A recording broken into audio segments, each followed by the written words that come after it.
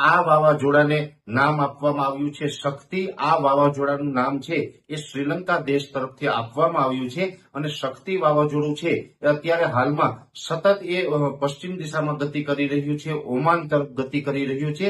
આગળ જતા હજુ મજબૂત બની અને સિવિયર સાયક્લોન બને તેવી પણ શક્યતાઓ છે। એટલે આ વાવાઝોડું છે એ હજુ પણ મજબૂત બનવાનું છે।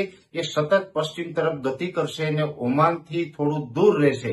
પછી 5 ઓક્ટોબરના રોજ એ ફરીથી યુ ટર્ન લે તેવી શક્યતાઓ છે અને યુ ટર્ન લઈને ગુજરાત તરફની ફરીથી દિશા થશે। ગુજરાત તરફની દિશા થશે પણ જ્યારે પણ એ સાયક્લોન છે એ યુ ટર્ન લેશે ત્યારે એ નબળું પડી જશે। એટલે ઓમાન પાસે નબળું પડી અને પછી પાછું ફરીથી પૂર્વ દિશામાં ગતિ કરશે અને ઉત્તર પૂર્વ દિશામાં ગતિ કરી અને ગુજરાત તરફ આગળ વધશે।